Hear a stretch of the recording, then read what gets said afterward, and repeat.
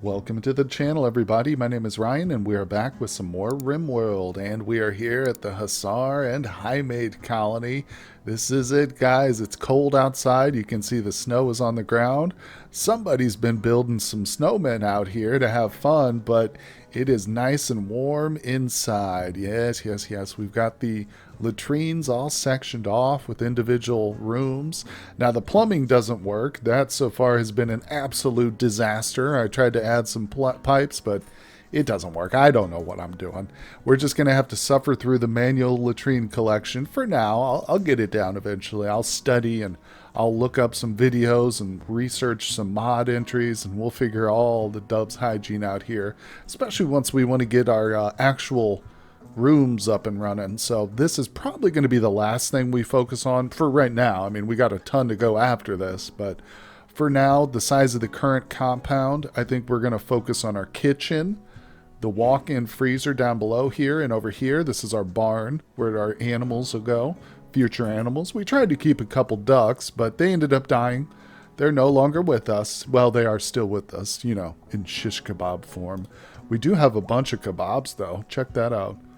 Close to 200 kebabs, baby. Let's go. And we've got some baby food. Speaking of babies, there they are, Lady V and little Buddy. Oh, yeah. So, in case we didn't get to cover this in the last episode, I didn't really look at the kids too much. But for anybody who hasn't tuned in to other previous episodes, check them out. These are a mix of the two Hussar Highmate couples. So, as you can see, I intentionally set these to be married as odd couples, essentially. You got Shay and her husband, Hutch. And then over here, we've got Shepard, the housemate. He is a housemate and a highmate. That's his background. And we've got Strong, the female Hussar. Now, their kid right here is little Lady V. Yep, yep, yep. So Lady V, female, age 1. Oh, she hit 1 year old. Nice, nice. And she's a hybrid. So I do have a mod that allows the two to mix genes. And it's she ended up with super fast healing, psychically deaf. Those are the Hussar genes. Very happy. She's cold tolerant, heat weak, which is perfect here in the what's it called, boreal forest. It's a good setup. She's also got partial antitox lungs, hyper aggressive. That's an important one. So if we look down here real quick, we'll see she also has the gene violence disabled, right? Because she got that from her mom or dad or what, the highmate in her. And that was overridden, though, by this gene, which if we just cut straight through the rest of them and we look at Buddy real quick, you'll see that his violence disabled is active. It's not a recessive gene, I guess, as if we want to use the proper terminology. So because he doesn't have a hyper aggressive gene to override it. So we've got two very different babies here. He's basically a highmate, even though he doesn't really look like it. Well, he does have the pale skin of a highmate. And this is essentially our Hussar. So now I think that Buddy here is still going to be extremely important to the colony. If we take a quick peek at him real quick, let's look at his hybrid stuff. He is kind of awful at mining, plants, animals, and social, but a couple of things it doesn't say are construction and crafting. So I'm hoping this gentleman right here might grow up to be our future production specialist. That would be pretty amazing, because a non-violent pawn, what I love about the non-violent ones is whatever they're good at, they pretty much are like, they'll specialize in that, obviously, but any pawn can do that, but they're going to stay alive. You know, that's why I really, really like doctors or nonviolent pawns who have good medical skill. That's one of the things I set for both of our current housemates or highmates, is a good medical skill, because doctors who are nonviolent will always be there. They'll be alive and hopefully healthy and ready on the front lines to pick up any of their fellow colonists who get injured during raids and stuff. So that's one of the benefits of the nonviolent trait. You know, when I first started playing, I was like, oh, nonviolent sucks. You know, they can't defend themselves. But they just rely on their fellows for that while they help, you know, support the rest of the colony. Okay, well, we ended up getting a war merchant from one of the tribal colonies, which is not amazing. They don't have any good guns or anything, but we can sell them all the crappy stuff that we've been holding on to, and it's going to net us about 161 silver there. So that's not bad. Kind of cleans up the stockpile a little bit. I'm going to get some shelves in here too at some point. I'm definitely going to clean this up, but I might just go ahead and wait until this gets built, because this is going to be our true stockpile where all the shelves will eventually get moved to anyway. So the big priority is our frog friend here, getting our kitchen up and running and stuff. And once that's done, we'll focus on some of the stockpile, because I know this is just hideous having it all just thrown here on the floor like that. But nonetheless, I think we're going to be okay for now. I'm noticing Hutch relaxing socially for some reason in the prison. Oh, it's near the campfire. Hold on. Let me turn off the gathering spot there. We'll make this the gathering spot for now. But I'm going to go ahead and set... I do have an order. Wait, no, I don't have an order. Oh my gosh, I forgot we researched it. But I did not set the order for the Psychite tea. All right, so I actually want to set this to a number here. Let's jump in. We'll do this real quick. 50 is good. And I'll set this so that they won't worry about making it until we reach 25 there. So if they don't have to constantly go back and brew this every time somebody drinks a single cup, they'll wait till the reserves get about halfway, and then they'll come back and refill. So that's how that works right there. And we'll close that off. I'm also going to limit the radius really low. There's a couple reasons for that, which I'll just mention briefly here. One of them, it's just more efficient, because if we zoom out here, so we're talking about the stove. Now, the ingredients for the Psychite tea are located right next to it, inside this freezer, right? So I don't need this bill here to have a huge radius, except, in fact, let me zoom out. You can see it a little better. Pay attention when I hover over this. See that circle that pops up? That's the radius that the AI is going to have the pawn search for Psychite leaves. Obviously, that's what that is. And we can reduce it all the way down super close. So now that, again, has two effects. One, it makes it more efficient, so they're not searching everywhere. And you can kind of localize stockpiles and things of that nature. And two, consider late game. It's going to help facilitate like a faster processing, so you don't get as much lag and stuff. Because if you've got 24 different production benches and each one of them has bills open, and they're crafting components and all kind of stuff, and each one of them has a radius that is maxed out to the entire size of the map, that means the pawns that are assigned to these jobs are constantly checking for ingredients all over the entire map. So that's going to take a lot of processing power. So that's another reason. That's just a trick I picked up from watching or reading on Reddit, different posts and stuff, the subreddit for RimWorld. But late game, it makes a difference. If you have a computer like mine, which can't necessarily handle 50 to 100 pawns on the screen without some consequences there. But nonetheless, colonies like that are still super fun. So you just have to pay attention and have a few tips. Another one I'll offer quickly, and I won't cover this too much, but another one you can do is go back late game. Like I said, when you've got dozens of pawns and things are kind of slowing down, go in and remove all the roof areas. So I'm not going to do it now, but if you have a colony that's massive and every section of it is an active roof zone, that means, again, the computer is checking every one of these squares constantly. Does it have a roof? No. A pawn needs to come over and build a roof. It's checking each one of the roof squares. Now, for a size like this, it's negligible, in processing. But like I said, if your roof zone covers something like this, then the computer's going to spend a lot of time searching each one of these tiles constantly to make sure that the roof is in place, because that's what that zone does. It orders a constant monitoring of that particular spot for a roof. So in other words, again, I don't want to get into that stuff too much, but it can help. It can be very helpful. Well, how about something fun here? I forgot to change the color of everybody here. So Hutch has been walking around in this very boring pale blue color from the muffalo hide that we used, but now he's got his wonderful lime green on, so we're going to get that going for him. And as you can see, we've got the plasteel set in place. Unfortunately, also all the bodies have been moved, so because we don't like corpses, our ideology, we're a passive, more tame colony. We're trying to be good here, so even despite the Hussars. But we don't like corpses around, so we got to clean that up. But the next step is to get these traps up. In fact, it's so important that I'm literally going to start forcing them to get these traps knocked out. Yeah, one by one if I have to. That's what you got to do sometimes to micromanage these. Man, oh man, it would be nice to have some constructoids out here helping out. We might have to invest in that once I get that geothermal up and running. A little Mechanitor action might not be a bad idea.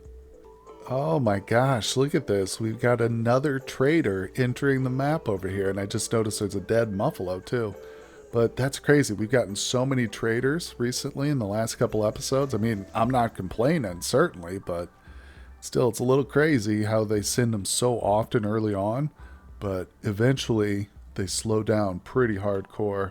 Now, we've also got this Mad Yak, and it looks like he's chosen to hang out right in front of this door here, so it's not good, especially considering we've got an open way in. I'm wondering why he's not coming straight for us. Sometimes the animals, I think, have different AI, obviously, than everybody else, but I was hoping that the trader here we've got would actually handle that for us. I think we'll have to do it ourselves. I'm going to wait till Hutch wakes up and we'll take care of that yak, because we're still having to come out here and manually kick over our stuff. Like I said, unfortunately, the plumbing job I did was an absolute failure, but nonetheless, let's get... where are they? Oh, they're super slow. We do need to get out here and trade with them. In fact, I'm probably going to have her interrupt her researching to do it, because it is so cold right now that these guys will probably retreat due to the low temperature at any moment. So we still might get lucky. Maybe they'll come out here and shoot the yak when they leave. We'll see. Well, I tell you what, we don't have much remaining to sell these guys. And quite honestly, I'd like to get most of their silver, so I think we're going to sell them some wood. Normally I wouldn't do this, but I think in a map like this, we're going to be okay. There's probably plenty of wood around here. Let's try 900. All right, that's close enough. We'll give them a couple extra silver here. Credit for the next time they show up, but we need to replenish our silver stockpile, remember, because we did buy an psychic animal pulsar. Right, there she is. So when we need to, we can lock off the compound by closing this door. So again, nothing will come through here freely.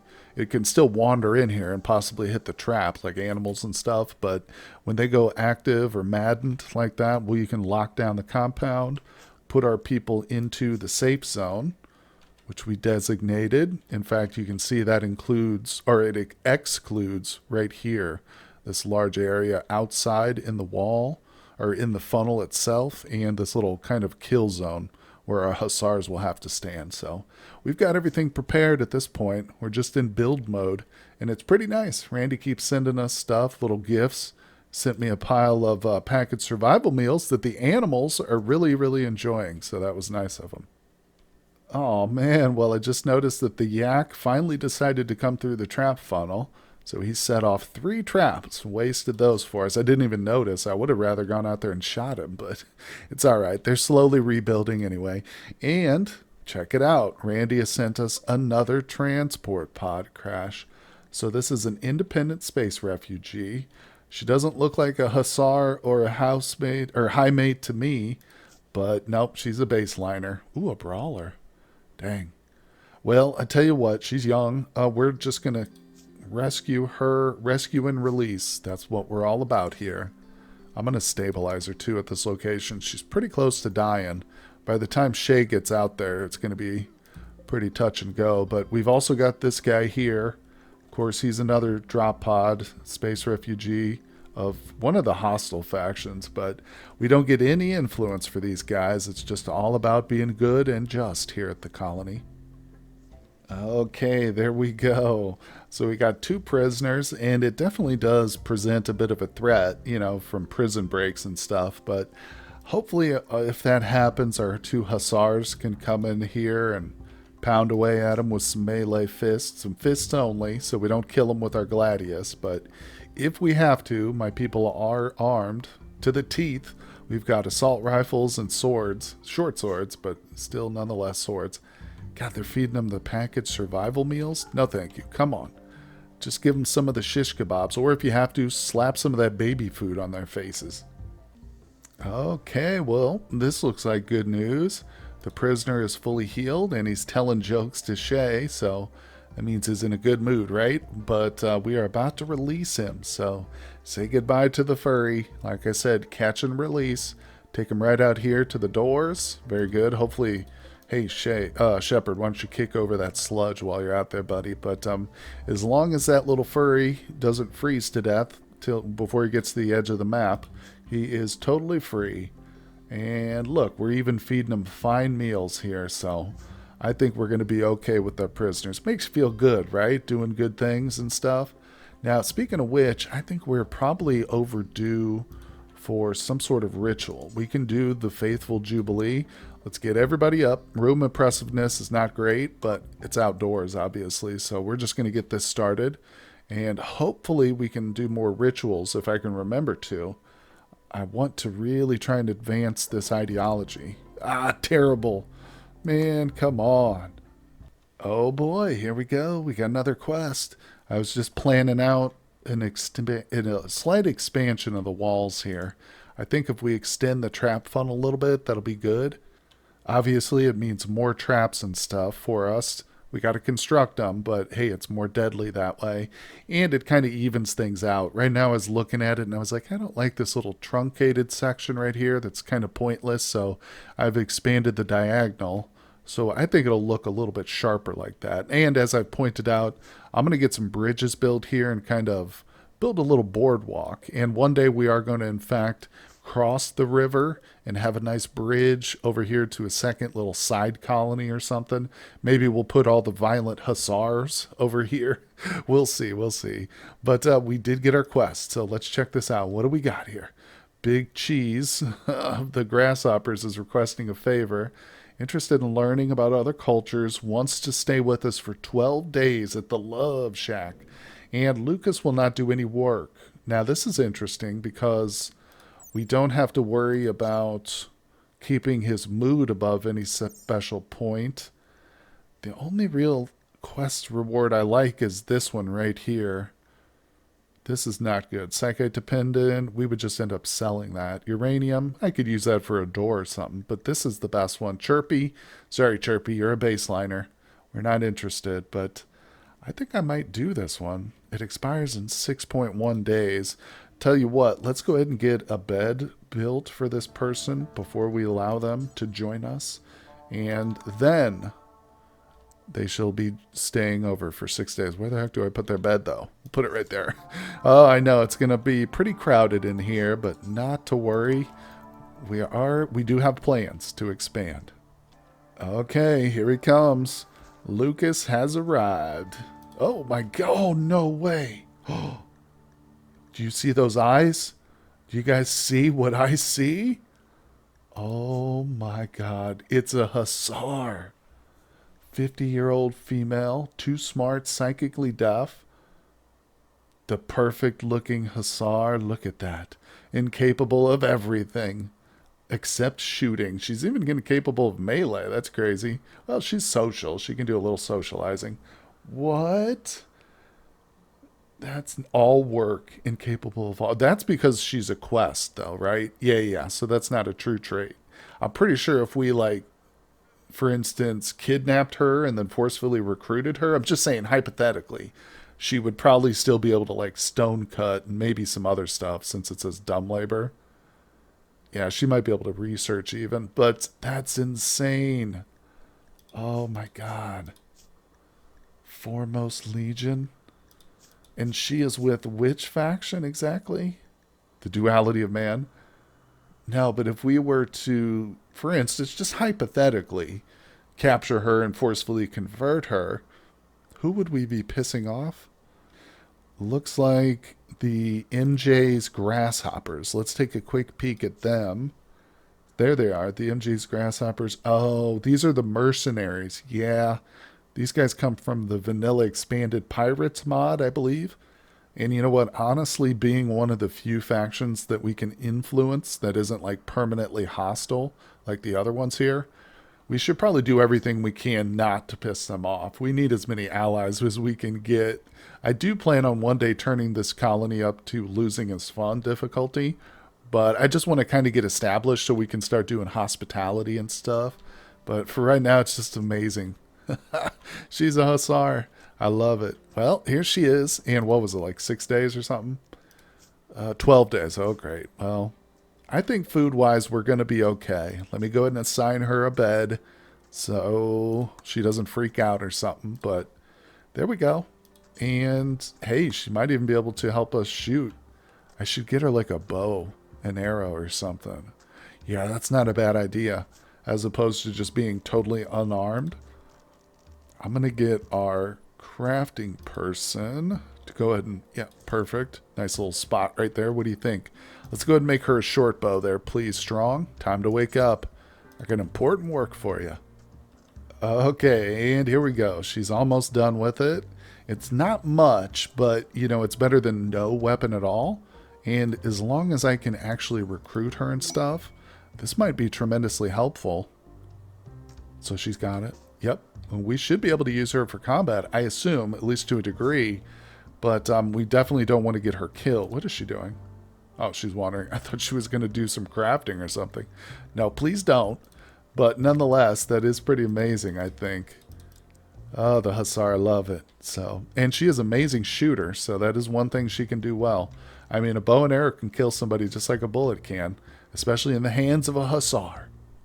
Oh boy, well, check it out. We are starting to see the first signs of our new structure go up. It's a little bit ugly and messy right now because Hutch needs to get down here and mine some of this out, but I'm doing it in stages so that another roof, because there's got to be some natural roof here. So that's another issue we should probably think about, is potentially some of these hills, if we dig them out completely like I'm about to do, could have some overhead mountain, which means we could have insects spawn there. But if it's just a couple of tiles, what I can do is strategically place some walls. If we do that, it'll block off any potential spawns. So that's something to watch out for. That's what this overlay here is for the roof. So, oh, look at that. The Poison Society. That sounds like a group of toxic wasters to me. Let's see, they got 272. Oh, there's quite a few of them. Yep. And there's 7 of them. We got some ranged. They're definitely wasters. I think I saw a baseliner too. Genie. Oh, interesting. No, we can't. I'd love to have you, but can't. But nonetheless, we got to take these folks out. So it's good news. Let's see, that we'll prepare for a while, then attack. All right, so we're just not going to worry about it. I'm going to assign everybody to the safe zone. Actually, the Hussars, Hutch and Strong, I'm going to assign them to the home zone. Yeah, the rest of them stay. And this one can go to the home zone too. She'll probably be helping us.